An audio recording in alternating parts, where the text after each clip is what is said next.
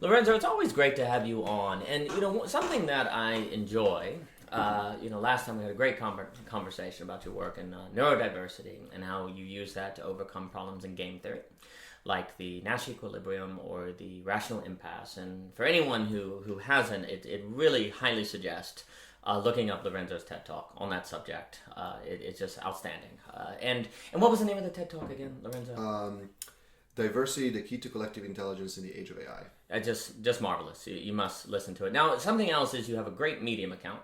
And one of the articles I always enjoy I stalk, don't worry. Yeah. One of the pieces you have there that has always stood out to me is when we talk about financial epistemology. And it emerges from a consideration of the problem of certainty. Like, how can we be certain of something? Is that a fair way to say? Yeah, absolutely. Yeah, and it goes into fabulism. Is that correct? Fallibilism. I always say it wrong. My gosh, I'm glad you're here. Collective intelligence, right? You got two people correct and fixed. So, how do you understand fallibilism? Yeah, well, it basically starts from the assumption that everything that you believe and think you know is going to eventually be proven wrong. And infallibilism is basically just operating this assumption that if that's the case, then you should always be trying to figure out as soon as possible what you believe is wrong. And progressively move further away from untruth. Even though you will never be certain. Like, even though truth, I guess that's the key thing here is like Karl Popper, one of the big exponents of falsification and fallibilism, he would say it's not that truth doesn't exist, it's that we just may never be certain of it. And I think that's a really important idea. So, I won't give the name of the story in case I give away the climax or whatever. But there's a dramatic action in a story that we did with O.G. Rose where a character, gets what they always wanted in life, but does not have the eyes to see it. There's kind of this sort of assumption that if we have the truth, we know we have the truth. And what is not a category of possibility that we confront, it seems to me, very often, is the possibility of looking at the truth and not being able to see it. It's similar, I guess, to at the end of the novel by Cozzetti, Waiting for the Barbarians, where he says, I feel like I've been looking at something in the face my entire life and I cannot see it. And this sort of image that's gone through the book are these kind of character that has their eyes are burned, their circles burned in their eyes, and they can't see straight in front of them, only around the circle in their eyes. And that's interesting, right? Waiting for the Barbarians. And there's something about that category where we just assume if we encounter the truth, we know the encounter truth. But it's possible to encounter the truth and not know it is true. And also what I like about that way many times the problem is also the reverse. Think we've encountered the truth. Sure, it goes both ways. There's all sorts of categories. And something we've talked about quite a lot where we have that paper on certainty where a lot of people also assume so there's a ditch on either side of the road where they assume that if certainty is not possible, that means we can't know anything. They're kind of epistemic nihilists. But there's a category of confidence. So we can't have certainty, but we can have confidence. That's in your paper, isn't it?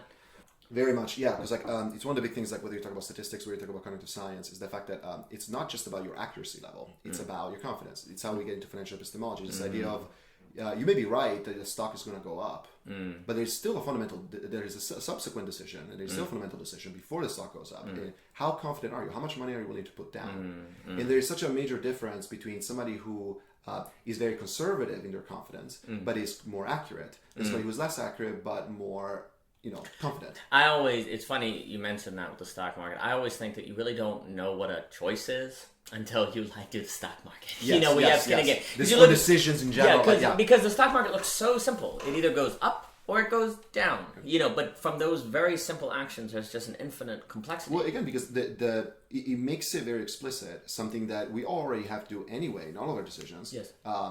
Because there are always two steps. There's determining the direction of the movement, the accuracy level, but also then the confidence level, calibrating our own confidence. Right. And I think that's actually one of the big issues from an epistemic perspective when we talk about truth is that we may be less wrong than average determining things that are false, right? Or so that we can be more confident about things being true. But we can still lose out to somebody who is more confident on something that is true. That's why a lot of investors would tell you there are always two types of mistakes. There are mistakes of omission and mistakes of commission. Do you regret making the investment, or do you regret not putting more money on the investment? When I went back through my decision journal, is called Brilliances and Blunders because of chess.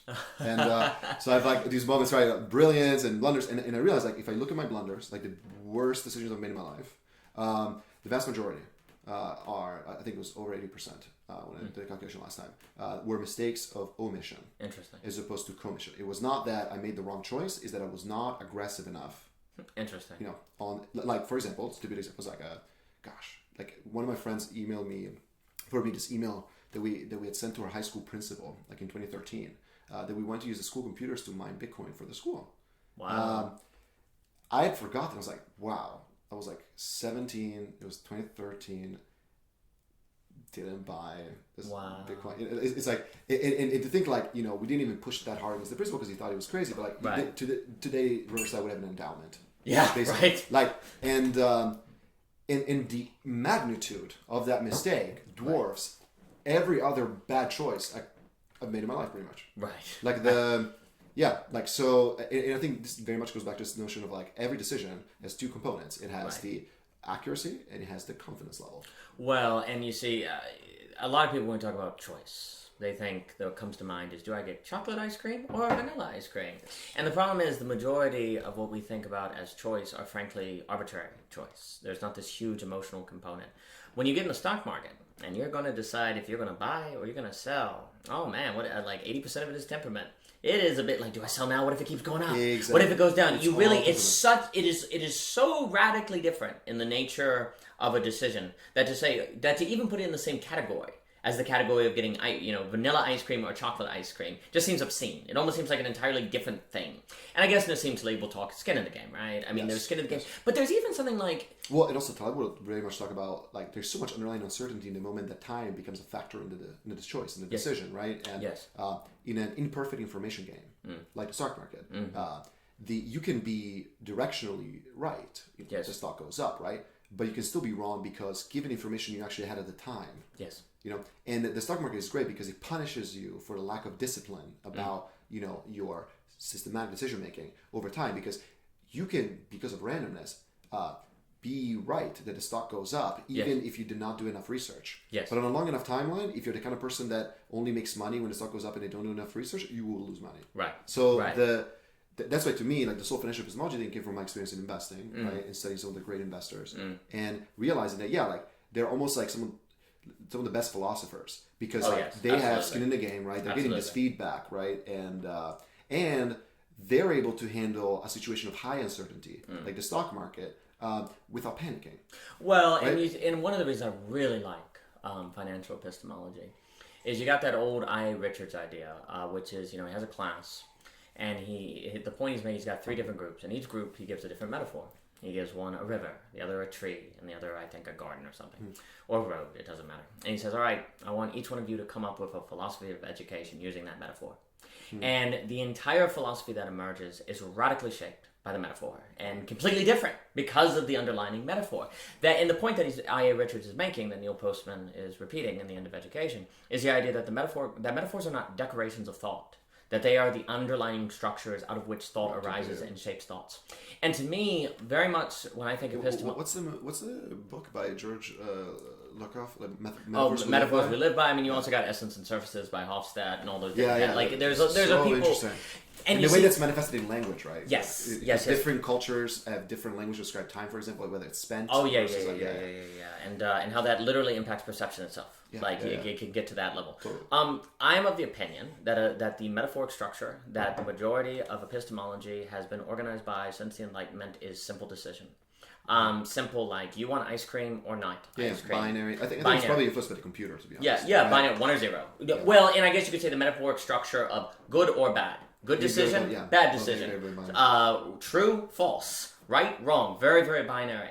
And so epistemology as a whole, which you could argue the primary shaper of it to start was someone like Descartes, or at least we've lived in that, is radical doubt, and therefore you can only even have a meaningful epistemology if you have certainty, if it's the underlying principle is right, and that metaphoric, that binary structure that has given rise to an incredibly, dare I say, impoverished epistemology ever since. And what you are doing is bringing in a new metaphoric structure by which to organize epistemology that, because the underlying metaphor is different, all of the thought is unleashed. The thought changes in the I.A. Richards sense. Interesting. I didn't think about it that way. It's great. Let me also describe it a little bit for people. Sure.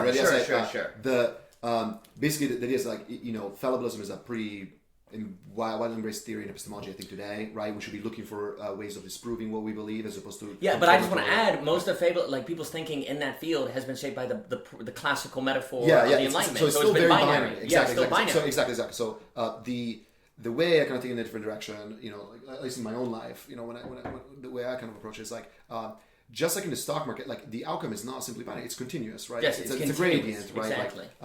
Because the stock doesn't just go up or down; it can go up by 10%, 20%, right? Yes. And the amount of money you can put down is not binary; it's not like zero money or like everything. It's like higher percentages, and so so basically the idea being like modern epistemologists kind of embrace this idea that like certainty is like we can never really achieve it, right?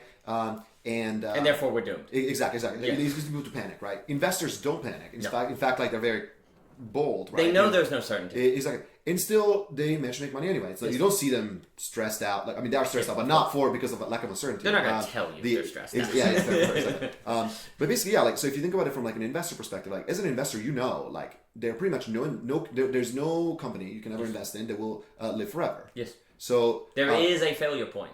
Exactly. So the failure of the company is like kind of inevitable. It can be tomorrow, 30 years from now, whatever. Depending on your time horizon. The investment can be a good idea. A week from now, a month from now, a year from now, whatever.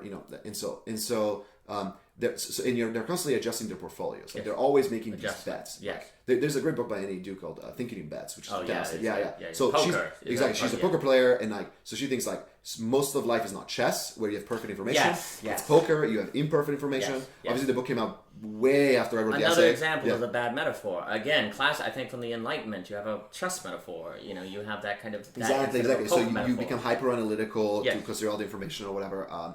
So in a world where we're all playing poker because we never have access to all the information that we would need to otherwise make decisions. In a world where we're actually much more likely psychologically to have hindsight bias and actually think we had more information in the past than we actually really had, given what we know, after the outcome happens. How do you actually go about living day to day, making good decisions in the long run?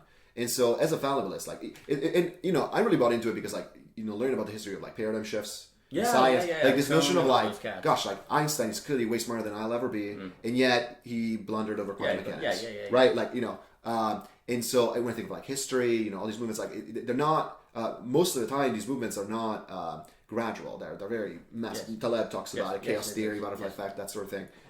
So in that world where the consequence of getting things wrong can be massive, and where there's an inevitability to radical changes in our environment and circumstances, how do you not panic? How do you make, part of it, okay, first of all, from an existentialist perspective, you're forced to choose. So it's not, you don't get to withdraw, right? You're in the game. So you're in the game, so you got to play, like, how do you play, like, and I think investors do a really great job to be a model for this. And the idea is, like, don't panic just because you don't have all this information, and instead start thinking about probabilities. So everything becomes no longer binary. You no longer start thinking in terms of in categories. You start thinking in terms of probabilities, where it's like, I can think that there's a 70% chance that this event is going to happen. And even if the event doesn't happen, it doesn't mean I was wrong. But this is key. I mean, we got that short piece called, being rational is mostly about making good bets. It's about making bets. And again, we from the tyranny of the binary, dare I call it, we choices are things that you finish with. You make a choice and it's done. From an investment from an investment metaphor, choices are continual unfoldings, continual processes. You don't finish with them. I mean, the other tyranny of the binary has given us problem solution thinking, where you solve a problem and it vanishes. When really so much of life, of course there are some problems like that, but so much is problem management. There is a problem that you manage, that you deal with, but we don't even have that category. And this tyranny has hurt politics. So this is interesting because Kissinger actually talks about this, on China. He says that he compares the fact that in the Western system, we're problem solvers. We deal with a crisis. Bring it under control.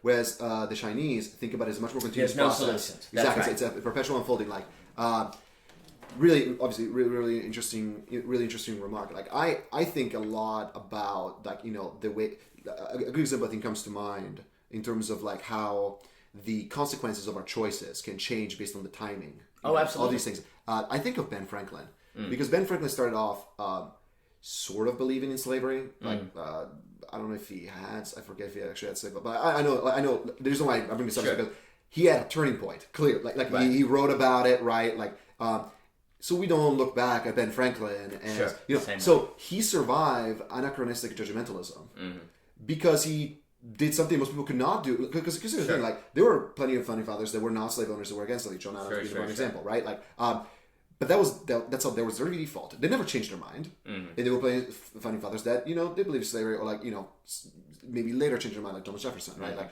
but that was not within their lifetime for the most part, like and the only founding father that pivoted, like that changed his mind over what ended up being probably the most consequential position.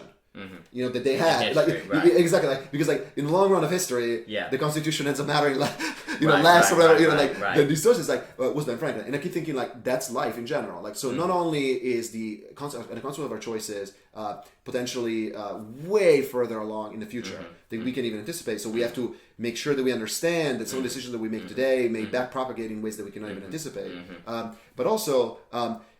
The best thinkers change their mind very often, and they do, and the best to kind of facilitate that. That's what a fallibilist would really want to do, to change their mind very often. Is not just by finding evidence that contradicts your theory, which is the way we normally interpret fallibilism with falsification. Right. It's more of this notion of it's never 1 or 0, because it's not binary. It's not true or false. It's this is what you believe given the evidence. You should be updating your beliefs as each evidence comes. Correct, because conditions change. Another big mistake is people can take the road where they can say truth is relative. And I know what they mean by that, but it would be better to say something like truth is conditional. Like there are certain conditions that have to be met to be true. Or even, I'll go one step further. That can shift and therefore change what's true. Like truth can be universal, like even in a scientific sense. Because in a scientific sense, like truth is not relative, right? It's not as if special relativity was not real when Newton was coming up with physics. It's more that like you may literally just not know. And the thing is, like, it would not have been a bad bet to bet on after Newton comes out with the Principia, right? Like that most of the universe is classical, right? And it would have been a bad bet, ironically, 200 years later or to think the universe is still classical. It would not have been a bad bet. You would have been ahead of most people had you been really embraced, internalized the beliefs of the mechanical design and promoted by Newton for most of human history. And then all that radically changed, and even though any scientist will tell you it's inevitable that these things happen, these paradigm shifts happen. An investor would say, well, it doesn't matter. I know that, Apple someday will file for bankruptcy. It does not mean that Apple right now is not the best investment I could be making given all my options. It doesn't tell you anything. Like, it doesn't give you any practical... Well, so there's 2 steps. So one, you can overcome the mistake of certainty by realizing you don't need certainty, you just need confidence. But if you're still operating within a ultimately binary epistemology, it's an improvement, but it's not enough. Because you're still going to you're going to be confident in what's true, but everything else is just false. And you're not going to have any process thinking. You're not going to update. You're not going to do any of this stuff. But by getting rid of certainty and thinking in confident and adding a financial metaphoric structure, then all these other avenues come up, where decision then becomes a process. We have a paper where we talk about flip moments, where it's the idea that after you make if you go to college and meet your wife, it's suddenly as if college was always going to be the place where you meet the wife. It's like flips. It makes it because you only see one timeline, so decisions. Well, just like in the stock market, a change like COVID makes Zoom stock quadruple in a day, right? Like there are all these, and like those are the moments where you could be doing the right thing for a decade, and then if you miss out on both the upside or the downside most of the time, that's the other thing is like on the downside, it's all worthless, right? In the end, like and I like so then when you move to like the fight, so it opens up all this whole new vista. This new metaphoric structure, this whole new vista, which of course there are philosophers who have inklings of this, but since they've been trapped in the tyranny of the binary, it's really hindered their ability to unlock it.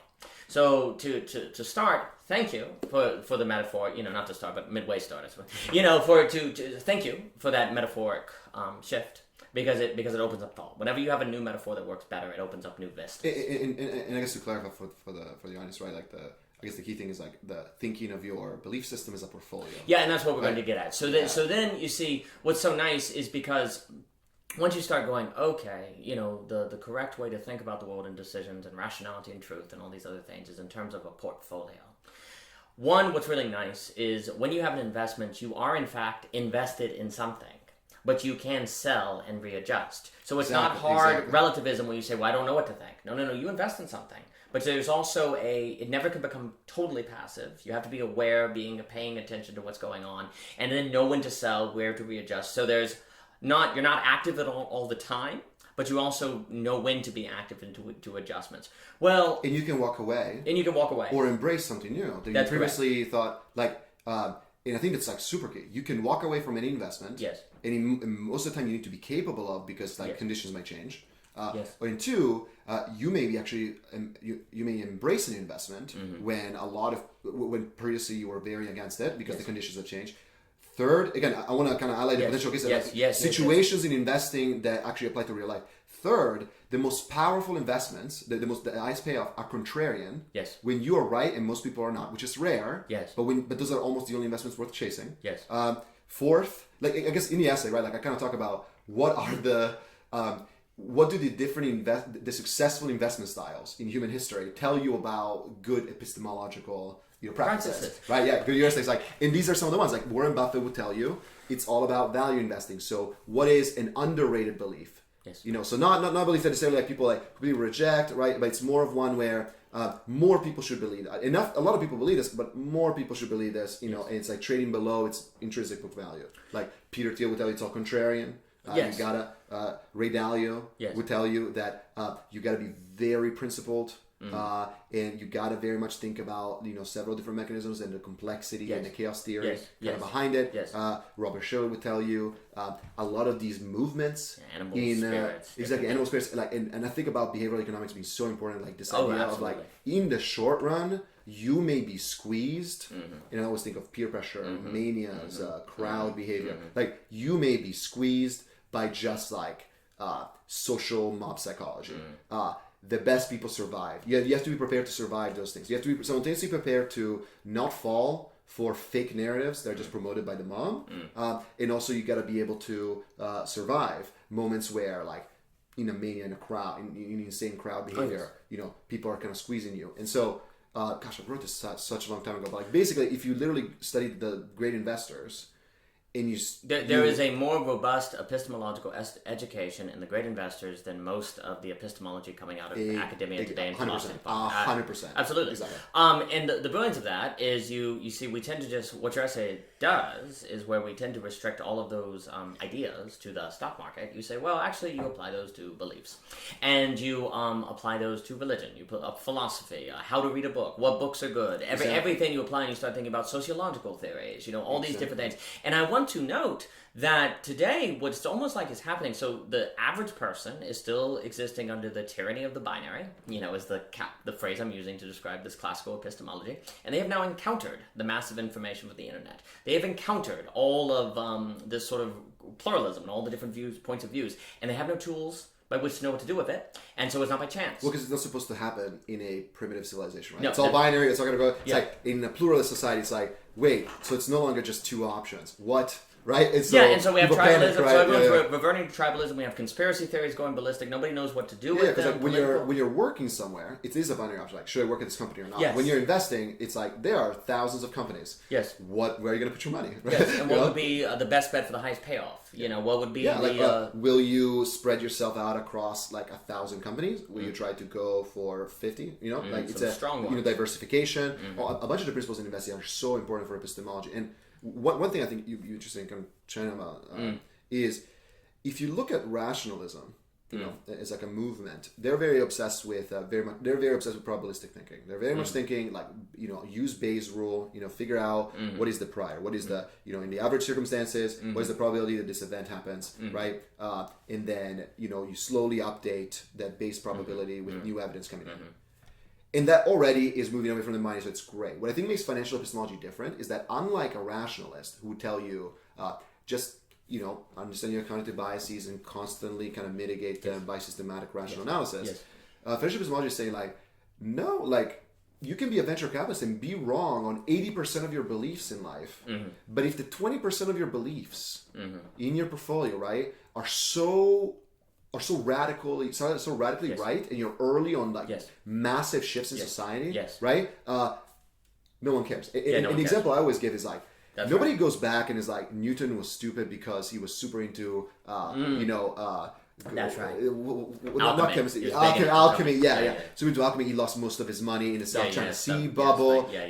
It's funny. I always hear people like complain that he was super into theology. I find it hilarious because like in many ways, if you literally ask Newton what is going to be your life's greatest work, I think his answer was theology. It was. So he himself did not even know. Thank God he had a portfolio of 5 bets, right? That's hilarious. It's a real life example of like and these are things that happen in investing. Don't get me wrong. Most investors try to be more right than wrong. But the fact that you can succeed both ways, either by minimizing your errors, or by maximizing, like the few wins that you have, or if you're like Buffett, where you're trying to be so consistent about compounding that you can be your portfolio can be so narrow, right? But the truths are so timeless, right? That you end up ahead of everybody else, right? Like, it's just so powerful. Well, I think a lot of the problems with a traditional rationalist framework, even the updated version that's become more probabilistic, is in a sense they give you the buy side, but they don't give you the sell side, and they don't give you the readjustment side. Exactly. And so because a rationalist would never say bet against someone who thinks that the probability is 55% when actually it's 50%. Yes. Right? Right. Actually, that's a great point. Like short selling is something that like I don't think people talk about in epistemology. Like this notion of it's not just about one of the ways you can make money, right? Is not just by betting in favor of stocks going long, right? You can short sell, like bet against stocks, so you profit from the stock going down. I think the equivalent, right, of real life, in real life epistemology is becoming a critic of what you think is like a terrible, like for example, like short selling the patriarchy would have been a bad bet for most of human history, but in the last 2 decades it would have been the perfect bet. If you've been early on betting against the patriarchy, right? And so, and one of the key things in investing is super fascinating is that you can't, like in the stock market, basically, eventually everything kind of goes up. It's a rising tide, that kind of promotes everything. But there are moments of crashes, booms, and busts, right? Especially in a free market, right? In a free market of ideas, right? Like that's also going to happen.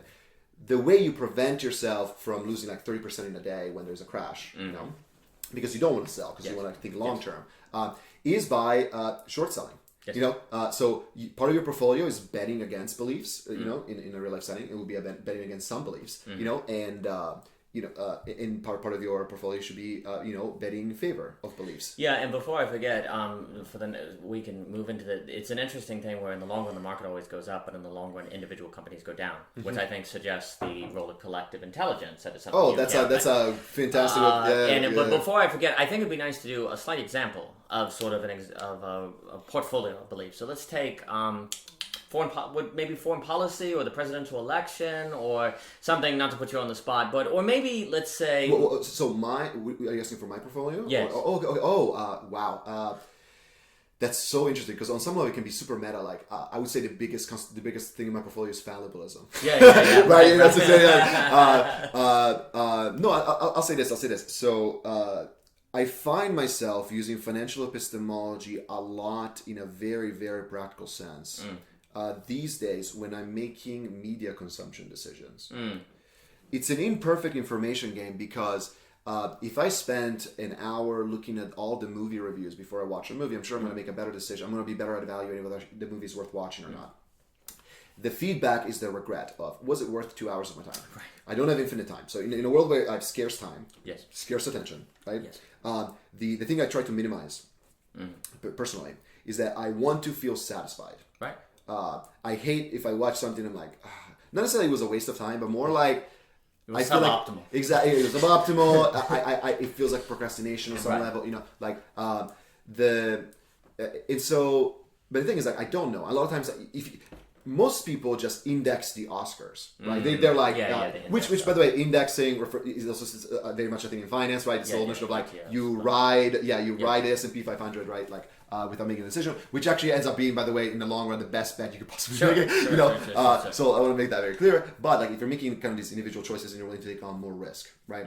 The question I find myself is like, so beyond just indexing over the Oscars and just watching Oscar movies, like, you know, if I like what movies were nominated for the Oscars, that's the question I always ask myself. What movie? Because I experienced this in the present, where like every year, like even this year, I'm like, gosh, there was a movie that should at least be nominated. I'm not saying it should have won, but like it should have been nominated, right? Like, you know, and every year in the Oscars, there's like this movie, like what's like, it doing? Yeah, like, it's like most of them are good. Like that's like so it's like indexing over the Oscars is like great, but like you have those two issues. So that's where I try to play my own kind of betting system, right? And that's very much what I do, because it's like I have this feedback mechanism. It's very probabilistic because I don't have full information at the time.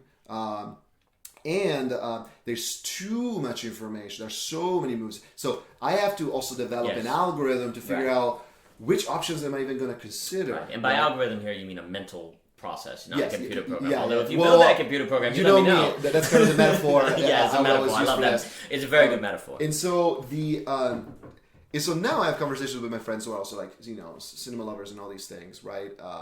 Where basically the conversation is more about like, do you think 10 years from now, like this movie will matter? Mm-hmm. That's the question I ask myself. Like I try to be like Buffett, think long term. And also I notice a lot of similar kind of behavioral economics dynamics where like, gosh, like last year, at one point, I had so many people try to tell me to watch Joking Animal. You know what I'm talking about? The reality TV series, the Tiger King. Oh, Tiger King. Yes. And we're talking about like millions of people watch Tiger King. Yeah, a lot. I'm pretty sure most of them regretted it. We're a year into this, nobody talks about it anymore. It was great for the memes in the short run. Yeah. Just like the stock market. Yeah, they're the quarters, GameStop, right? Yeah, GameStop, exactly. Instead, though, the ability to resist and say no. Contrarian. Exactly. Was its own thing, because now, as opposed to spending, I think it's like a 20-hour series. Oh, it's very long. So 20 hours is like 10 movies. Yes.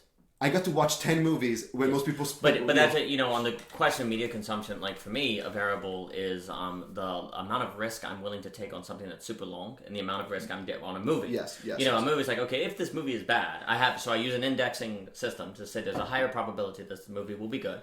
But if it happens to be bad, it was only 2 hours. It was only an hour. Whereas a book, right? Whereas a show, like multiple seasons, you know, if it's a limited series, you know, well, that's one and especially thing. as it's happening. Yes. Because Lost is the primary example of like, within the first 5 seasons, it seems like, it's going to go down in history as one of the best series of all time. And it didn't stick the landing. Game of Thrones. Yeah. Well, I think Game of Thrones is an improvement over Lost, to be honest. The ending? Oh, sure. Yeah. But it's the same. But in writing, since, you know, I can do from so much in fiction writing, like, if you don't stick the landing, it doesn't matter. Yeah. And that sorting mechanism, I absolutely use. I have no interest in watching a show that is live, like right now, and which is its own Buffett. It's kind of like, you know, Buffett. Like, he's not interested in a tech startup, right? You know, he's interested, like. But again, I think, like, you know, in the daily life of most people, these are the kind of decisions where financial epistemology can kind of make a difference. Where, absolutely. If you're in the middle of a show, many variables. Should you walk away? Yes. Should you? Because especially because, like, if you walked away after season 5 of Lost, you would have been optimized. You would have optimized. Yeah. It's like selling at the top. Yeah, right? You're selling at the top. Oh, that's hilarious. Or my favorites are the shows that get better over time, like Breaking Bad. Yeah, right. Like if you stuck through like season 1, like, you know, like you would have ended up watching, like, you know, one of the seasons of all time, you know, all these things. Like, so that is like a very, again, this is just super difficult when it's live in a show, right? It's slightly less difficult, but just as important when it's like the movie is already kind of played out or whatever, right? And I think this is an example of, like, in a very practical way, like anytime you have scarce resources and you have imperfect information about the output of putting these resources in, you're going to be using financial epistemology whether you want to or not, because it is a game of probabilities and it is a game of confidence. Absolutely. I mean, there's only one series that I stick with that is live, that I've been with for years, because the quality of it is so high that there's a high probability we'll stick the landing. Attack on Titan, man. Of course. Yeah, freaking believable. Yeah. Like, they might stick, but like, that's it. Other than that, I'm gonna wait. And also, too, the anime series tend to be shorter. Like, they're not well, like depends on what you're watching, right? Yeah. Like, if you get into exactly. Like, I've never been into the long shows, even though I hear I'm good, because I was like, that's a massive investment. Yes.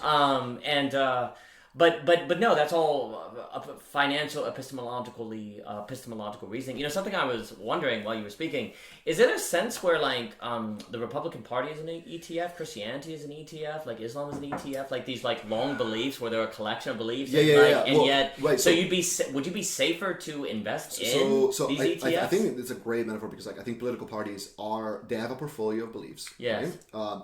And most people index. Like they're not actually evaluating individual what's inside this basket. Right? Yeah. They're much more like, I think on average I'm going to be more right than wrong, and it's going to compound over time. Yeah. So I'm just going to like not think about it. Right? Which again, I want to make this very clear, indexing is actually the optimal strategy. Yeah, so that's what's interesting. Is like clearly these things are very dysfunctional, and yet maybe it is better. Well, I think that's why on some level, tribalism, even in a 21st century expert society, it's so evolutionarily adaptive. Because the average person... If you were betting, like if you had to bet, which is a different question, to be like, what would you like to have happen? Exactly. And that's what, a bad investor is someone who asks, what do I want the stock to do? What do I versus hope what's going to happen? What is likely given the variables we know? Financial epistemology changes everything. And what I also really appreciate with your work, so you have this very robust philosophical background that's trying to update epistemology with a new metaphoric structure while simultaneously escaping the tyranny of certainty in favor of confidence. I love how you interpret all these things because it was, for me, it's just an essay articulating how I think. But yes. But you're supposed to lie. No. This is why we say, oh yeah, man, I was in an attic for 8 years every night. I saw it. I could have told beforehand. I went down and I was next to the stove in the basement. Well, actually, so writing is another example of I'm not as prolific as you are, right? And so I'm obsessed. Well, but it works its own way. It's, like you have a different investment strategy. It's an investment strategy. Absolutely. Yeah, my investment strategy is in many ways like I'm less diversified than you are in a sense, right? Because I have less in my portfolio. Like so, so like I'm always asking myself like, what is actually gonna, what am I gonna look back as like this was an essay worth writing? This out of all the ideas I have in my mind, and maybe I should think about my essay writing as like expressing my portfolio. Absolutely. Right? That's actually a very good way. Like, and in many ways, it's kind of come to be that way in the sense that most of my essays so far have been things that have stuck with me for so long. Yes. Over a lot of like resistance from like other people or whatever. And I turned out to be kind of right about. Or at least I think I'm going to be right about. Yeah, one of the keys is that when you write, like I never write with plans of making a book. Heck, I don't even write with plans of making more than a paragraph. And like, you're trying to show it, you don't have any of those plans. And then you have a testing period. It's like, well, actually, that really lasted. So maybe there's like a core there that can combine. I definitely have a lot of regrets. It's so funny because like, one of the advantages of like writing for the kind of stuff, especially that I do, is like if you get to have on record that at this time in 2013, for example, Bitcoin, right? Like, like I get to literally see like, so I was right. I was right. There's a lot of value in terms of credibility. Like so the payoff of essay writing in my context can be accumulated credibility. Absolutely. Because I don't write the kind of essays that like Paul Graham writes. Where timeless principles. Right? But most of the essays when you read Paul Graham, like there's no sense of this could have come out last year or it could come out a year from now. It would have been equally valuable. The kind of stuff that I've written is like, well, for example, one of my really early essays when I was in high school, for example, one of the first ones I published was like about the student loan crisis, and we're talking like 2013. Like it's crazy to like I one of my friends pointed it out recently. It's like I predicted the quadrupling of the student loan debt. And the thing is like because of hindsight bias, we should never be trusting. This is a thing in finance. Never trust an investor that's like, in retrospect, always look at where did they put their money where their mouth was, or are they just an analyst that's like, well, I said Tesla was going to quadruple, type thing, and it's a very humbling exercise because in many ways I realized like, wow, I missed a lot of major things, right? Or I blundered. Well, again, less. Well, there's a record. Yeah, right. And there's a record, right? Like, and all the best investors have a decision journal, right? Mine, that's what it's called, Billions of Blunders because of chess. And in many ways, like, even just explicitly figuring out, like, what are beliefs? Because obviously we have a lot of, I'm not talking about the beliefs like reading is important. I'm talking about, like, what are beliefs you're willing to take a stance on? What are the beliefs that, like, make you different from other people? Like, and if you kind of figure out, like, what are they right now and how do they change over time? One, it invites you to change your mind, which is super important, right? So that you don't become dogmatic. Financial epistemology is anti-dogmatic, right? Absolutely. But it's not anti-dogmatic by saying dogmatism is always wrong. Like all the beliefs of dogmatism are wrong, because that would be going too far. Because how do you know? Well, it's exactly. It's almost like dogmatic thinking is that the dogma itself can be correct. Yes, but dogmatic thinking is wrong. That's the problem. Because it would be like saying like there's a stock that will never go down, which is literally not true. You know. And so, and it's an interesting, and you can't know. That's the other thing. Is like even if it were true, you just can't know. You just can't know. I mean, another example, I guess you could make of financial epistemology is almost in some respects, say the formation in Christianity of the creeds. Not to get into, but where you say, okay, so what are the beliefs?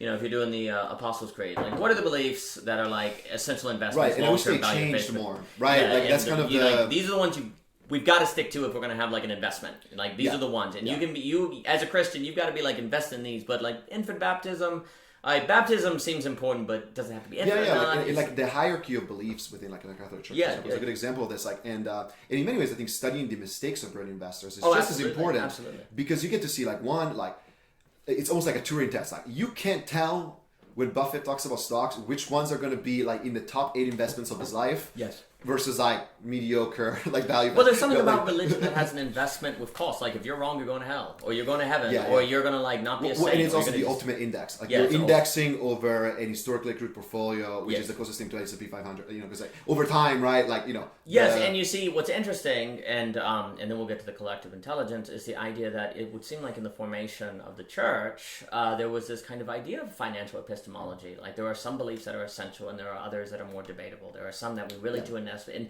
and yet because after the Enlightenment, I mean, Judaism has always had a long history of a perpetual conversation. Much more conversational, and maybe, but after maybe the Enlightenment, the tyranny of the Enlightenment, all religious beliefs then got stuck in a binary, and then it was are you believe the right things or wrong? Just like in investing, if you have had to fight tooth and nail to retain your position when it's down by 40% or something, and in the long run it triples, right? Yes.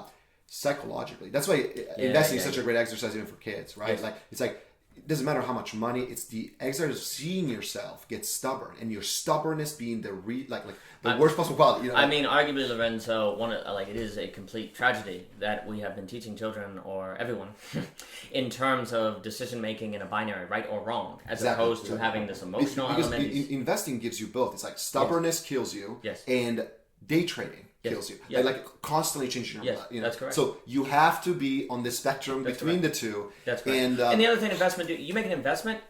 It's like right now, if you're in the stock market, it's going on as you're talking. It's always in the background. It's always, and you gotta learn to live with it. You care more. It gives you skin in the game, and it gamifies it a little bit. It's why the stock market industry is kind of addictive, right? Yes. You see it with Robinhood. Basically being a casino these days. That's right.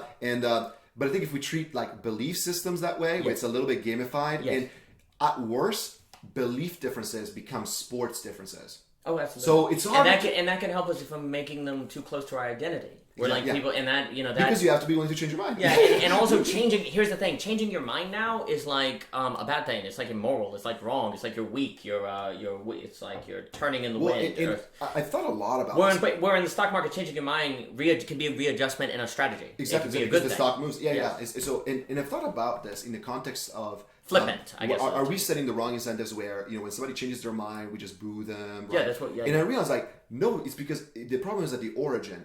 It's not that people don't respect people who changed their mind. People don't respect people that were zealots initially, right? Yes. About a belief and then change their mind. Because I think that's I'm talking about finance specifically. Sure. Like it's not that we don't understand that analysts are humans when they're making stock recommendations that can be wrong. Exactly. It's the fact that they were saying put your house money on this. It's like, and then they said, oh, by the way, I was wrong. It's like, well, you should not be this confident. Yeah, I think it varies based on the presence of external evidence. Like if a scientist changes their minds because the external evidence changes and everyone can see it, then we go, oh, well, good for him. He would be crazy if he didn't. But when it comes to maybe metaphysical ideas or political views or we call them convictions, then we just boo them even if it's good that they changed. And maybe that's why because it opens an existential void. Exactly. And philosophy and epistemology has always had this tension of to what extent are we dealing with science where gravity exists no matter if everybody starts to think that it doesn't, right? Versus what is something that may have been true because of the circumstances at the time, or for extended periods, and then it radically changes, and then what is something that's just purely consensus. And I love the quote from Buffett. In the short run, the market is a voting machine. In the long run, it's a weighing machine. Yeah, exactly. Because in the short run, all sorts of crazy stuff. Yeah, absolutely. And you need to be careful because like a lot of times people don't understand like you can be right about the investment in the long run, like the stock will double, but it goes down by half. Because because there's some market manipulation going on, or like there's some sort of like the consensus shifts on you, right? Which again goes back to like you have to be able real truth. Is the value of truth is always relative to the consensus. Absolutely. That's one of the things that I think financial epistemology makes very clear. It's like we should be focusing less on really internalizing truths that are non-controversial. Like it's like if the consensus is not against you, then it's not really part of your portfolio. Well, right? and if you're still captured though by that delusion, captured by that byrony, that enlightenment binary, that tyrannical binary, then if you look at the history of science and you see there was a time where it was wrong, well then it's always wrong, and therefore science must have been a structure of power or something to oppress people. So you don't have a category for an updating portfolio, and even if you say you do, your cynicism and suspicion is too far on the side of believing it's still in service. Which is one of the things I've thought about this, like, as much as I enjoy postmodernism, I think a lot more than you do, but if there was like a betting system for them, right, it would be interesting to kind of like, because one of the criticisms of Foucault, right, was that it was unclear how he felt about Marxism. Because on one hand, he would say, like, Marxists are going to fail, Marxist revolution is going to fail because it's looking to replicate the French Revolution by decapitating a king that doesn't exist, right? Yeah. And on the other hand, it's like, but like the proletariat need to rise against the aristocracy that manipulate science and the hospitals and stuff. Like so it's so you have that criticism, right? And I respect also people who are trying to really decenter and say like, well, I don't want my own beliefs to influence the validity of right because people do this, right? Imagine if people were like Newton. Was so into alchemy, screw gravity, right? Like it's like but people do that because again, binary thing. It's like that, and like, but financial epistemology creates a situation where not only is it's simultaneously okay to be wrong, but also you're trying to minimize being wrong. And the thing is, you never assume that just because somebody has been right in the past, they're going to be right in the future, or just because somebody has been wrong in the past, they could not be right in the future. Well, I mean, arguably, so first, most of the postmodern thinkers are quite brilliant. It's the followers of postmodern thinkers that get a little crazy. Yes. Like Tesla can be a great company, but it's people pumping the stock is bad. Yeah. Second, if we're going to get into some of the problems we see today, I think it is correct that it's probably more the Frankfurt School that's a problem than the postmodern, but that's a different discussion. Three. Well, we talked about this actually the other day, where I said like, that's why it's so important that rationalists really, really emphasize this, like make experts make predictions. That's the only way, super forecasting, this kind of the intelligence mechanism. Like, if you ask Adorno, what is your prediction for music in 2020? Yeah. Right? He would have said, it's going to be like Walmart. It's going to be very commoditized. We talked about it. But that's not what happened. It's like, absolutely. And again, that's why I was emphasizing earlier, like learning about the mistakes of like great investors, because realizing like when, like being wrong, you can be wrong big time or wrong small time. And in investing, you want to be wrong small time, like in right big time. Yes. And because of that tension, your belief system you wouldn't necessarily change your beliefs, you would change your relationship to them. Like the biggest impact you can have, we were talking about, I guess yesterday, about investing and doubling down, right? Like the biggest impact you can have in your own investing is not in trying to be more accurate than the average person, is by trying to calibrate your confidence better. That's why it's temperament. Absolutely. We talked about it. It's not. It's a stock market is not a game of genius. It's a game of temperament. Oh, yeah. Right. Absolutely. And but I think even like political, social, religious beliefs, it's not about accuracy because you can't know. Yes. Right. Like, but you should be. And I think learning history about all of these things. Yes. Should be making you calibrate your confidence. Like you always should be suspicious of, I believe this. It may be because I inherited this in my society, and I may have no tools to actually prove this wrong, because this is actually what happens a lot of times, right?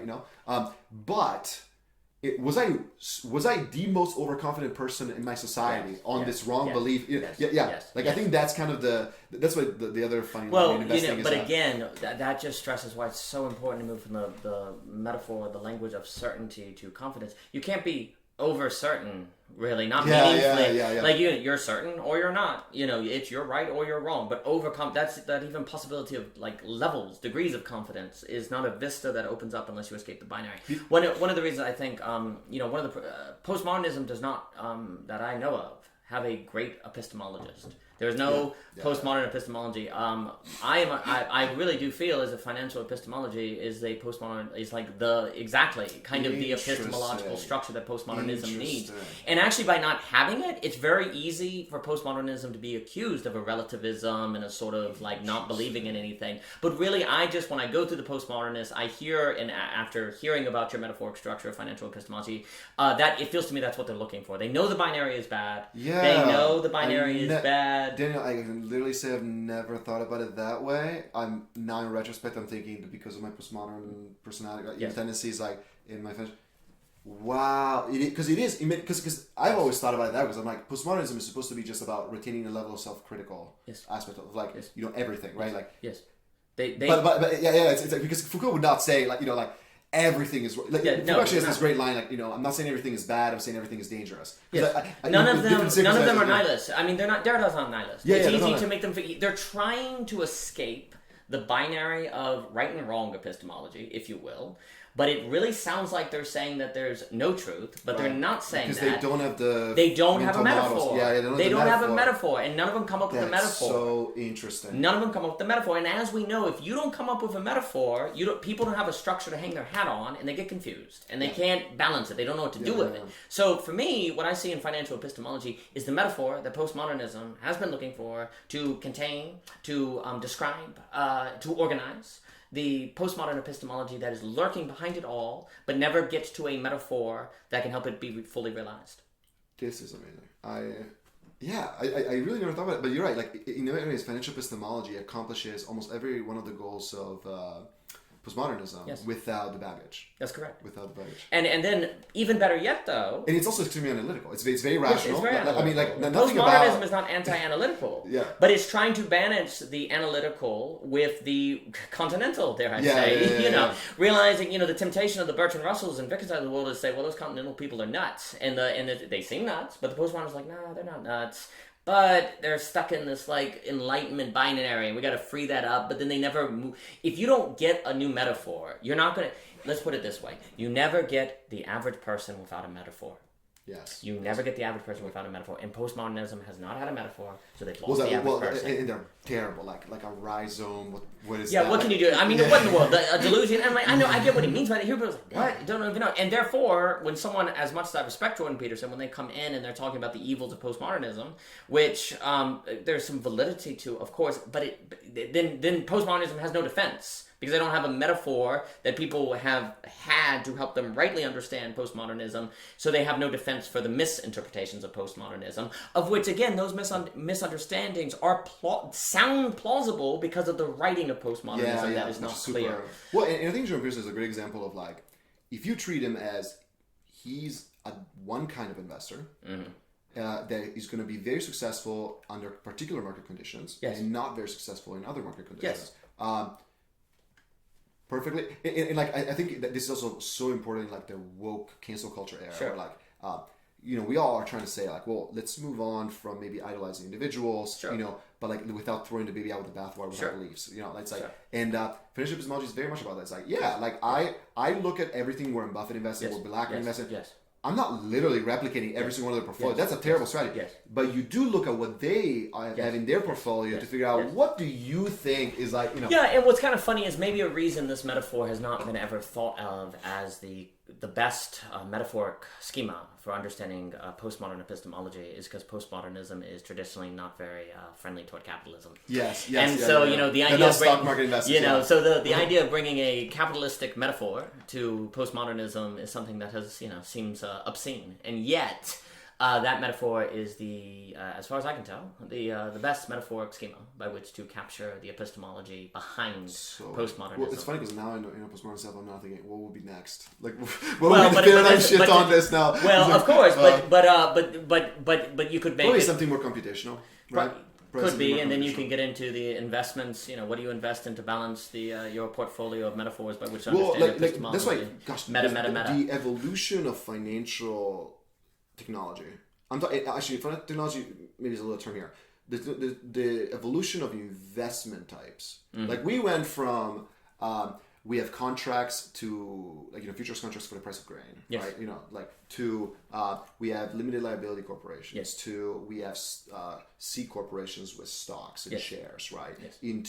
We have mortgage-backed securities. Yes. We have short selling. We have long Yes. going long. Yes. We have derivatives, options, Yes. credit default swaps, Yes. and I guess maybe that in the same way financial instruments evolve. Yes. Right, there's going to be that will be kind of the evolution of epistemology, where it's almost like you're building on you are building on top of what exists beforehand, but you're also exposing the ways in which the prior instruments were not Yes. capable of handling Yes. because in many ways financial instruments are all about dealing with uncertainty. Yes. Whether it's uncertainty of the weather, Yes. it's uncertainty of corporate Yes. earnings, Yes. and the ability. That's why I was using insurance to kind of talk about Yes. things like Yes. insurance has been one of the biggest revolutions for mankind, Right. because it enables to risk to be transferred Yes. from the most vulnerable Yes. to somebody who needs it to profit. Like a rich person needs volatility Yes. to keep increasing Yes. their wealth. Yes. A poor person is harmed by volatility, Yes. right? It's like, Yes. and so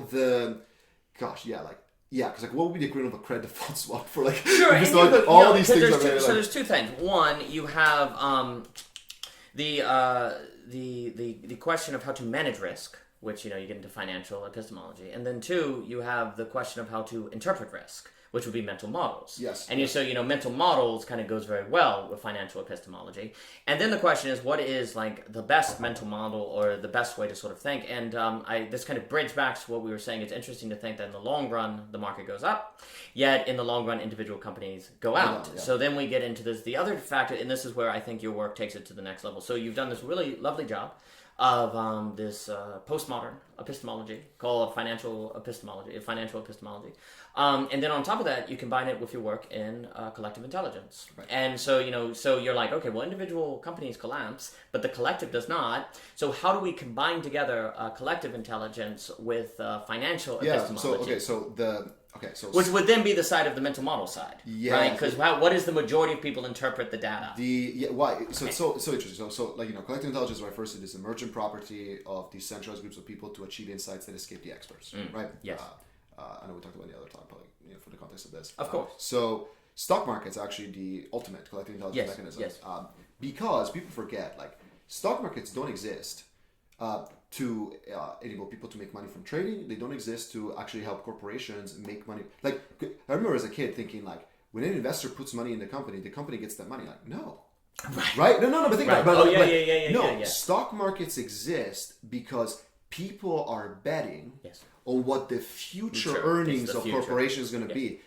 In the process, to what with Hayek says it would have been the greatest feat of the human mind. People actually just thought about it for a second, right?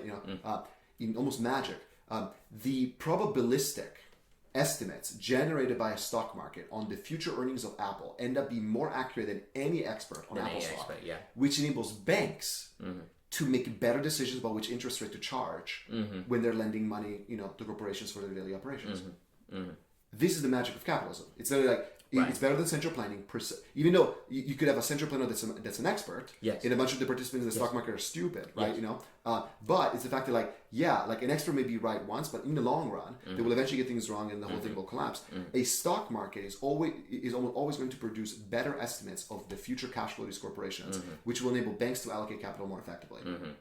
So, if basically a bunch of portfolio decision makers, right, who engage in financial epistemology, when they get together in a stock market, they're able to generate probability estimates about the future. They literally create a map of the future that is so, again, it's not perfect, of course, right? But it's it's much less biased than any expert opinion, right? And to such an extent that in the long run, if you make massive capital, we're talking about trillions of dollars. We're talking about, especially in the stock market today, it's the single biggest move of resources, no longer by nations, right? It's literally by the U.S. stock market, right? And enables much better decisions at that scale. The implication is basically that if everybody internalized portfolio decision making, right? If everybody kind of engages in financial epistemology, the inherent diversity in the process, combined, the inherent diversity in the process, ends up combining people in such a way that we develop an understanding of the past, present, and future that can basically coordinate large scale mobilization. So basically, if I understand correctly, your insight, which strikes me as extremely valuable, is 1, collective intelligence on average is better than experts, right? 2, financial epistemology is a more accurate way to think about decision making in the world than especially at an individual level. Yes, on an individual level, than Enlightenment binaries. Yes. Therefore, 3, if you can get a collection of individuals who are thinking according to postmodern epistemology as opposed to classical epistemology, the results should be staggering. Exactly. It would literally be, because like basically you would end up in a situation where, and again, I don't know exactly what the parallel would be of like the kind of banking resources, such as that, but like basically like in a democracy. Well, actually, Scott Alexander actually wrote this interesting piece recently saying Republicans should just use the word class. And one of the comments, so he goes over like in Trump's GOP, right? How does the Republican Party kind of recover? How do they still defeat Democrats, right? And one of his comments is basically like, yeah, the GOP has put itself in a weird position when it comes to experts, right? Oh yeah. And what he suggests is prediction markets, which are basically stock markets for beliefs and predicting the future outcome, right? And it's fascinating because, like, yes, like the conservative alternative to experts is a prediction market in the same way the conservative alternative to central planning is a stock market. It's a free market, right? You know, and so yeah, like if you know, we should get into some of the details of this. Is like so. COVID was such a huge crisis because it wasn't that we didn't have enough information. We had too much information. We couldn't figure out how to act upon it effectively, and we had the wrong incentives about being wrong. Right? Yes. So people just started coattailing, you know, on experts, and your preferred experts once they started disagreeing was like political, right? So it was not very objective. Why? Well, because fundamentally there's no reality check. Right. You're not penalized for, you know, picking up the wrong expert at the end of the day, right? You know, like. But in a prediction market, if the experts got to say, because that's the thing, would be super interesting. Like, instead of asking like a survey, how many experts think lockdowns are a good idea, right? You know, if we had said, let's put the money down. In America, it's the best experiment on this, right? Because we federalized the response for the most part, right? So we got to see like if you make the experts right put money where, like making them basically put money on, is the state going to have worse COVID cases, right, than these other states, given the difference in policies, right? We would have seen how inaccurate most of the experts are, right, at making these decisions, and like, but not only that because it's not just a debiasing tool. Sure. So it's not just about reality checking the experts so they don't have groupthink, right? It goes one step further because it's like the process of having experts bet on COVID policies, the effect of different COVID policies, actually creates the best map of like. Right. You know, and so if here's the kind of the concrete example of this is like, if a state says I'm going to go for a lockdown when lockdowns were trading at 80 cents to $1, right? If they're wrong, they get to say, listen, we went for what was identified by the prediction market as that. So because you know markets are not always perfect. You know, sure. But the idea being like. At that point, right, you're no longer saying, well, we defaulted to the experts. And it's much more about, listen, we went, because in the same way, like, you know, you would rather, that's the whole thing in investing, you would rather fail conventionally than succeed unconventionally. Right? This whole notion of, nobody's going to blame you if you put a lot of money in Apple stock and all of a sudden, like something, because you were not making a bad decision at the time given the information you had. Well, so what's really critical is you have this problem of legitimacy. You know, Habermas talks about the legitimacy crisis, where people don't believe in the institutions anymore, and so when the institutions say something, nobody believes it. So a problem today is Republicans don't try experts because they don't have legitimacy. And what you are suggesting is that if you replace it with a collection market, a collective, prediction market is that you may never again get conservatives believe in experts, but you might be able to give them legitimacy to the prediction market. And if the expert then, or the leaders, will just says, well, we just followed the prediction market. Well, you can't really like lose the legitimacy of the leader. You know, and say, well, we followed the prediction market. And that's our best guess. And this gets into something I know because you're professing about conspiracies. Like, so one of the major principles to why prediction markets are more accurate than surveys, because surveys are also an aggregation of sure. It's the fact that in a prediction market, you're putting money where your mouth is. Yeah, and surveys are binary. Exactly. So one of the cognitive biases that we have in the human mind is loss aversion. And the only thing more powerful then the tendency for the human mind to believe it, to like get high on its own supply, Yes. is the aversion to losing money. Oh yeah. This is related to conspiracy theories because I think we talked about this. Oh, Like, yeah, the only I think the real antidote to conspiracy thinking is prediction markets. So, and I've actually got into experiences now live. So during the 2020 election, prediction markets, there were prediction markets for whether Trump is going to win or not. Absolutely. And I think I sent you some of the Oh, yeah, screenshots. yeah, It's like enough Trump, I wouldn't even say supporters, enough Trump believers started betting, because you can profit, right? You know, like, the thing was something like, I think the prediction markets, I guess I'll tell the whole story because it's super fascinating. Like, so the polls were predicting that Trump had like between a 10 to 20% chance of winning the presidency. Okay. The prediction markets were actually put in at 30%. The prediction markets ended up being more accurate. Oh yeah. Not necessarily because obviously it's a 70-30 event, but specifically like the prediction markets still incorporated things like that the polls did not predict, like Florida going to Trump. Right. But here's what's fascinating. At the end of the election, the market was still trading. Yeah. And with the dispute happening, a bunch of new people started putting money buying Trump stock, right? Thinking basically, that the whole election is rigged. A bunch of QAnon supporters, started putting money because they're thinking like, oh, Biden's gonna die, whatever. And obviously, I took the other side of the bet. Sure. I'm up 16%. Oh yeah. Because this is still happening. Right now, Biden being president by April 31st is trading at 94 cents on a dollar. That's fascinating. But what's great is, again, it goes back to, on one hand, like, prediction market academics, right? Like the people that study this, they're like, this is not supposed to happen. Market's supposed to be spurious. They have a fully rational model of study. And that's, which is interesting. It's like economists assume rationality, much like Enlightenment. The Enlightenment people do. Yes. Investors don't. Yes. Investors make money off of irrational people, right? Absolutely. And so what's really fascinating about this, the way this whole prediction market for Trump is unfolding, is this idea of like, I am glad Trump believers and QAnon people are putting this money down, because then they're gonna lose money. Like if you read the history of like the year 2000 cults, like ones that thought the world's gonna end, like what would end up happening is, because you would think like, okay, so the prediction is that by the year 2000 Jesus comes back, the whole apocalypse happens or something else, and then when it doesn't happen, like, do they just leave the cult? No, because they're so caught up, right, in the belief system, right? They go deeper. And so they go deeper. Like they come up with this revisionist interpretation, right.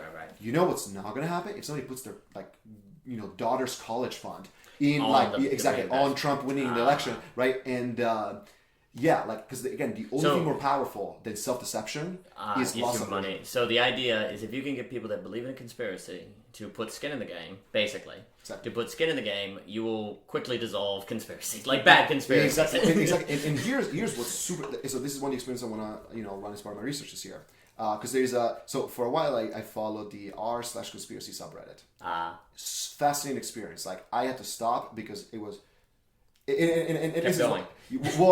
I want to make this very clear. Like it was such a great experience for me, precisely because I realized why it's so tough. Like basically, what ended up happening is that most of it was not real. You could tell it's fake, right? Sure. But then somebody was posting. I would say a third of the conspiracies are about child pedophilia rings. Yeah. Which is why I'm not surprised QAnon. That's one of the components, right? Sure.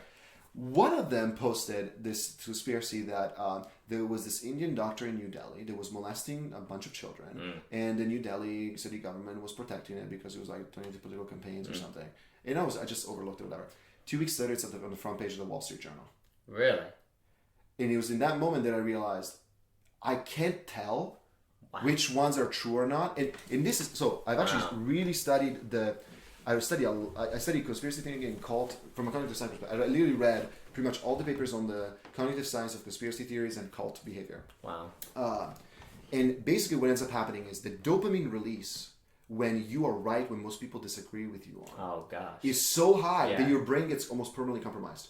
Permanently compromised? Yeah. It's very, because again, it's kind of like crack, right? It's like you... Because for the rest of your life, like you would, oh wow. And the thing is, like the payoff is so high. It goes back to the VC model. Like you can be wrong 90% of the time, but if you're right on something where people gave you 1 to 99 you're always odds, looking for that dopamine again. So you never trust in the consensus. Wow. And so that's why I had to stop. I was like, this is not because we're not all above it. Like I see it in investment. Oh yeah, there's something. Yeah. And so the temptation of GameStop. Exactly, it's like the temptation. Yeah, it's like it happened once. Oh my god, I'm gonna do it again. You know, because if it happens again, it's like the ultimate payoff. Like so.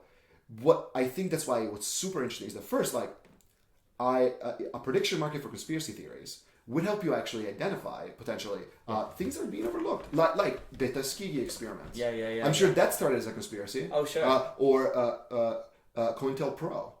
That was a conspiracy for so long. It's like, and this gets into like it's actually almost not helpful to say something as a conspiracy because at this point it's not clear. Does the word conspiracy mean behind or is it... right? So we experienced this with the World Health Organization and CDC getting together and telling people not to buy masks. Yes. Like I think that was like people are kind of not talking about it anymore, but it's like I think that single-handedly has led to so many terrible, like even if it was well-intentioned, like noble lie type stuff, right? Like noble lies are not scalable. That's kind of problem. But here's the moment.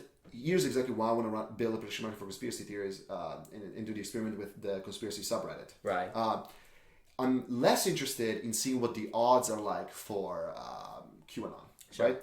I'm more interested in figuring out because I've seen this great clip where somebody got a flat earther, a Holocaust denier, and a UFO believer in the same room. And ask them, what do you think about the other person's conspiracy theory? That's fascinating. And seeing their interactions, so like the flat earther would go to the Holocaust and say like, "You're fucking crazy." But then they would turn to the UFO like, maybe like. But what happens basically to a flat Earth person, when they see that the Holocaust denial trades at a higher price than flat Earth. You see what I'm saying? And the thing is like make them reflect on themselves. Exactly. It creates this meta in the process because now I've realized because especially with the Trump prediction market stuff that's been happening is like you can then silence every conspiracy theorist because you tell them if you're not willing to put money where your mouth is, why should I believe you? And that's where I think the key move occurs there because right here. Like right now, you have a lot of people very worried about conspiracy things, false news, fake news, and they think by just calling stuff fake news that makes a difference when it just contributes to tribalism.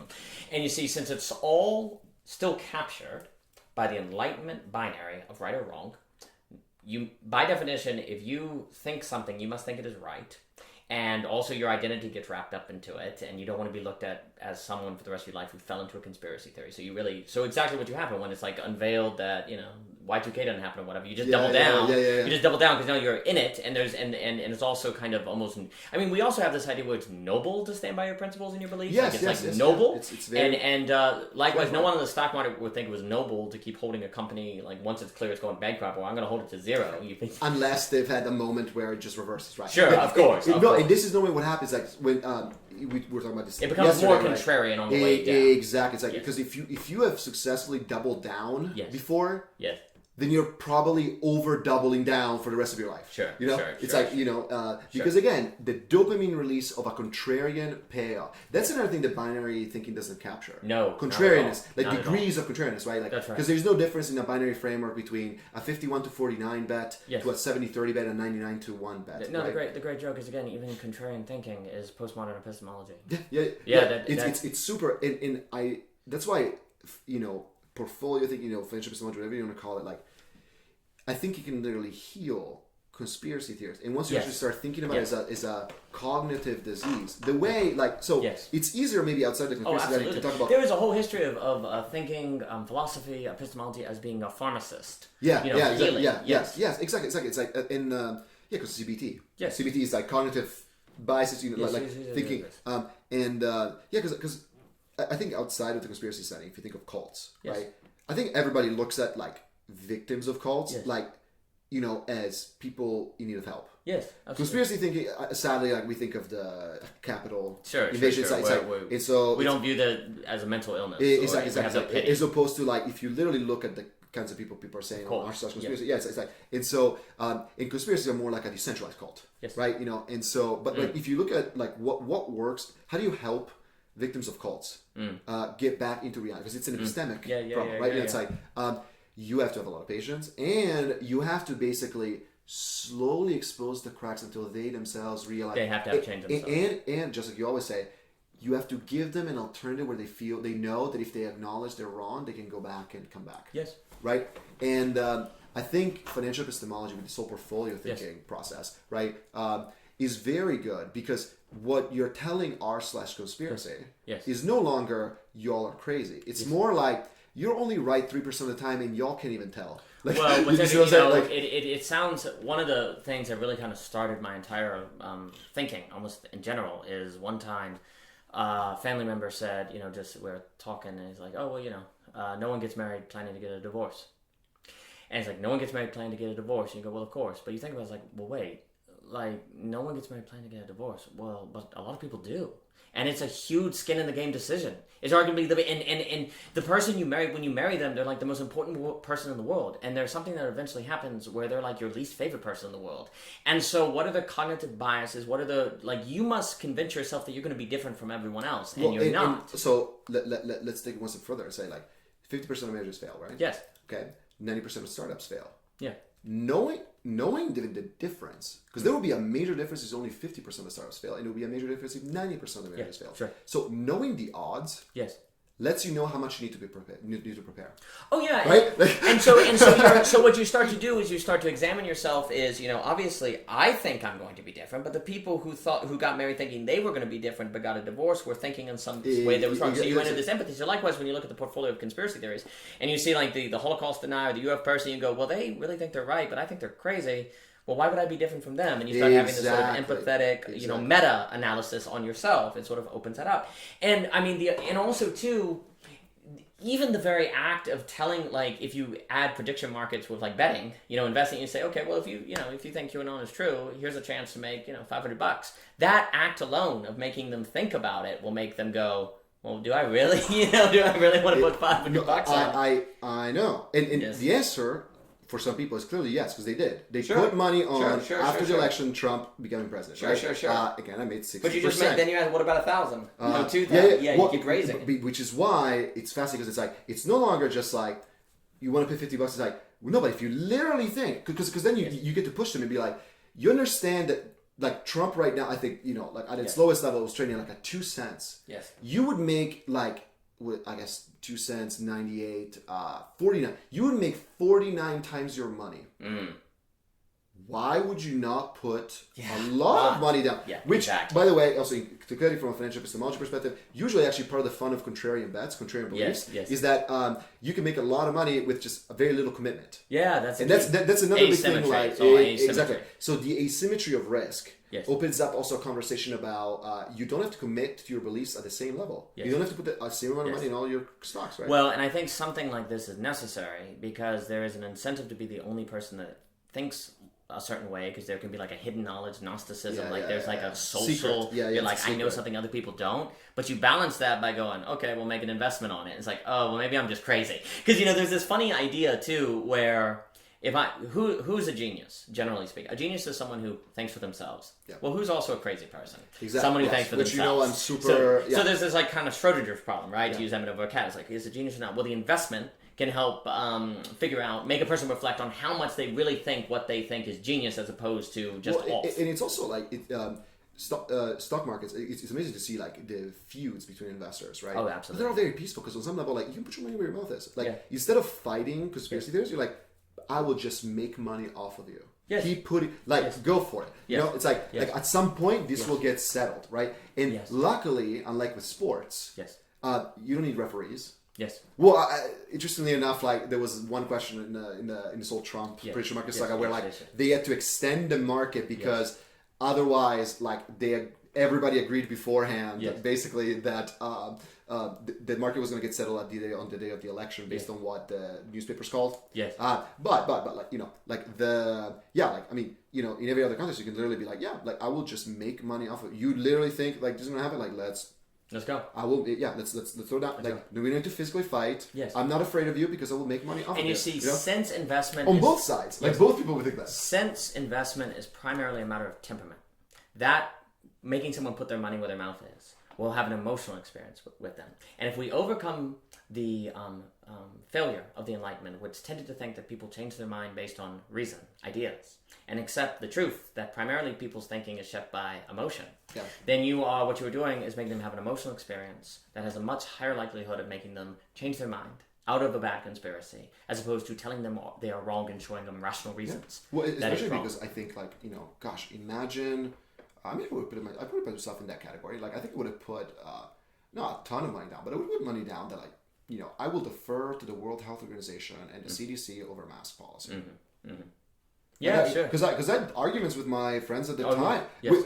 And again, like, it's interesting because, like, buying a mask, like, it wasn't crazy people. Like, but my position was more like, I will trust the CDC. Like, I don't want to be a mask hoarder. I will socially distance. All these things. So whatever. It's like, but I would put money down. And, like, how would it have impacted me to lose money on betting on the legitimacy of the World Health Organization? That's right. But at the same time, here's what's fascinating is, like, the issue that you would have now in a binary world is like, well, that's the World Health Organization can never be trusted again. But if you keep the market, you'd be like, well, I lost now.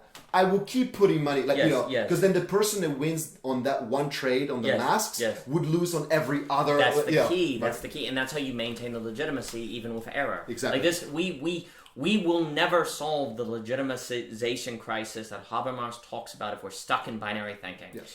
The only way we can regain legitimacy is through some sort of investment epistemology that combines together financial epistemology and collective intelligence. Because even if you would lose one time on the World Health Organization or the institution or whatever, it would still be a bet. Like, even if you lost money once on Apple, in the long run, it would be better to stay on Apple. But again, this and also too, what's lovely. You also see how many people just don't want to trade. They're just copycatting. Like, we talked about tipping points, right? The other night, it's like 20%, right? It's like, because it's 80% of people in most circumstances are so imitated, they just will go along with whatever they feel like everybody else wants to do, that all it takes is for 20% of people to do something to shift everyone's behavior, right? It's like, so it's like, you would also get to see, like, who. Because that's an important principle in stock investing. You don't have to be betting in favor or against every stock. You can literally select your area of competence. Exactly. Right. And so that's also another important exercise, like a reinforcement of area of competence. Absolutely. Right? Absolutely. I really do think, especially now that this conversation has been great because, like, you've really helped me understand, like, I guess it is going to have an impact way beyond even just the conspiracy theorists. Because I thought about it from, like, a healing perspective for them, right? And I do, encourage the debate kids I work with, for example, like, to invest in the stock market. But, like, now I'm realizing, like, this may literally solve legitimacy. The legitimization crisis, which is the obsession of belonging again. The book I do, like, talking about there's that paper, Intro, the legitimization crisis of our lives, and this is the way to fix it, because what ends up happening instead is legitimacy is gone because people make, I trusted you, you broke my trust, done forever. As opposed to, you go, I invested in Apple, I lost money once, but it's freaking Apple, and so you do it again. I love moments where, like, it's like, value investors tend to be the people that buy something that people that are disappointed sell too early on. It's like so for every person that's like, I'm never going to trust the World Health Organization again, there's going to be somebody who's going to make money precisely because that's how most people feel, and it's irrational. Oh, that's correct. And again, it punishes. That's the irony of prediction markets. They punish irrationality. Absolutely. They don't necessarily promote rationality. They punish irrationality. Absolutely. And then by having a collective prediction market where you come together with a legitimacy, where you have this idea, it's key, I think, in what you're doing, where you're not just saying we're going to get a collection of experts, because it's not a survey. It's that's not a always survey. It's not surveys, because that's lost legitimacy. People wouldn't trust that. Exactly. Even though, like, surveys are also very important. Like, the right kind of survey can be great. Can be a game changer, right? And in many ways, like, it can. There are circumstances in which a survey of experts would be better than when the experts are independently minded. A survey of the experts will be better than a just random people betting, right? Sadly, though, I think that's part of the irony is, like, prediction markets are consistently beat every other, like, form of forecasting, which is not supposed to happen. It only happens because it shows how not independently minded most people are. Oh, absolutely. Because otherwise, because it's just like in investing, like, a survey of the top 50 investors, right, would have to inherently be, right, more accurate than the whole stock market as a whole. It doesn't, because they start influencing each other. This is That's like Buffett listens to Ackman and all these things. Well, it's just like, I mean, when you're in a family and you're like, oh, I believe X instead of Y, but your family believes X, you're like, oh, you're not going to talk about it. It's the Strauss private and public, and there's all these other factors that come in. So yeah, it makes sense. Well, so what's so valuable, Lorenzo, and what you've done is, one, we have the movement from certainty to confidence. Big step there. Because that's going to save us from epistemic nihilism if we think we can't get certainty. Which we can't, but that doesn't mean we have to believe in nothing. So we have the move from certainty to confidence. Then from there, we have a new metaphoric structure out of the Enlightenment binary to a financial epistemology. So we can take our newfound way of thinking of confidence, bring it to a financial epistemological where I guess the central model is a portfolio. Portfolio. Yeah, right. Okay, let's say that. So we bring like financial epistemology as its central metaphor, a portfolio. So we bring confidence to a portfolio thinking, of which one is useful because it will provide a framework to think about the epistemology lurking in postmodernism, thus protecting postmodernism from accusations of nihilism. And then furthermore, we then take the portfolio metaphor combined with confidence to a prediction market, to the collective, which we then know the collective is more accurate than the expert. And then we have that collective all thinking in terms of confidence and portfolio as opposed to Enlightenment, binary, uncertainty, thus radically increasing the efficiency of that prediction market. And then we use that on conspiracies to make the people of whom are stuck in that mental health issue. It's like a Thomas Pynchon novel. Giving them a way to find release from that inescapable prison that they are trapped, which will increase their mental health and also have a calming impact on the society by helping restore legitimacy. So you solve the legitimacy problem, you help address the conspiracy issue, you help address the mental health problems that result from all of that, all with a new metaphoric understanding of the portfolio, which also overcomes epistemic nihilism by correcting certainty with confidence. So thank you very much. Thank you, Daniel. Thank you, Lorenzo. It's been a pleasure. Good speaking with you, sir.